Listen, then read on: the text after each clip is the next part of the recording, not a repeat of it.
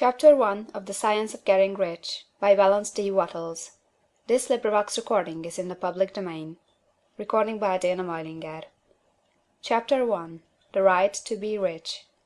Whatever may be said in praise of poverty, the fact remains that it is not possible to live a really complete or successful life unless one is rich. No man can rise to his greatest possible height in talent or soul development unless he has plenty of money. For to unfold the soul and to develop talent he must have many things to use, and he cannot have these things unless he has money to buy them with. A man develops in mind, soul, and body by making use of things, and society is so organized that man must have money in order to become the possessor of things. Therefore, the basis of all advancement for man must be the science of getting rich. The object of all life is development, and everything that lives has an inalienable right to all the development it is capable of attaining. Man's right to life means his right to have the free and unrestricted use of all the things which may be necessary to his fullest mental, spiritual, and physical unfoldment, or, in other words, his right to be rich. In this book, I shall not speak of riches in a figurative way. To be really rich does not mean to be satisfied or contented with a little. No man ought to be satisfied with a little if he is capable of using and enjoying more. The purpose of nature is the advancement and unfoldment of life, and every man should have all that can contribute to the power, elegance, beauty, and richness of life. To be content with less is sinful. The man who owns all he wants for the living of all the life he is capable of living is rich, and no man who has not plenty of money can have all he wants.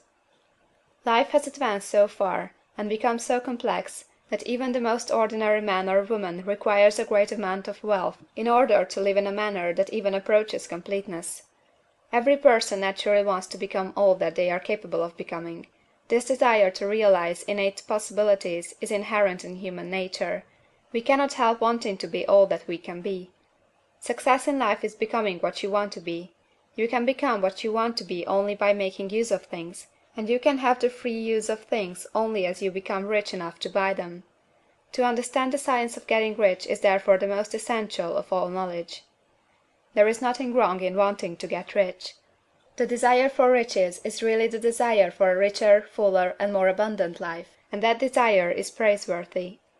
The man who does not desire to live more abundantly is abnormal, and so the man who does not desire to have money enough to buy all he wants is abnormal. There are three motives for which we live. We live for the body, we live for the mind, we live for the soul. No one of these is better or holier than the other. All are alike desirable, and no one of the three, body, mind, or soul, can live fully if either of the others is cut short of full life and expression. It is not right or noble to live only for the soul and deny mind or body, and it is wrong to live for the intellect and deny body or soul. We are all acquainted with the loathsome consequences of living for the body and denying both mind and soul, and we can see that real life means the complete expression of all that man can give forth through body, mind, and soul. Whatever he can say, no man can be really happy or satisfied unless his body is living fully in every function, and unless the same is true for his mind and his soul. Wherever there is unexpressed possibility, or function not performed, there is unsatisfied desire. Desire is possibility seeking expression, or function seeking performance. Man cannot live fully in body without good food, comfortable clothing, and warm shelter, and without freedom from excessive toil. Rest and recreation are also necessary for his physical life. He cannot live fully in mind without books and time to study them, without opportunity to travel and observation, or without intellectual companionship. To live fully in mind he must have intellectual recreations, and must surround himself with all the objects of art and beauty he is capable of using and appreciating. To live fully in soul, man must have love, and love is denied expression by poverty. A man's highest happiness is found in the bestowal of benefits on those he loves. Love finds its most natural and spontaneous expression in giving. The man who has nothing to give cannot fill his place as a husband or father, as a citizen, or as a man. It is in the use of material things that a man finds full life for his body, develops his mind, and unfolds his soul. It is therefore for supreme importance to him that he should be rich. It is perfectly right that you should desire to be rich.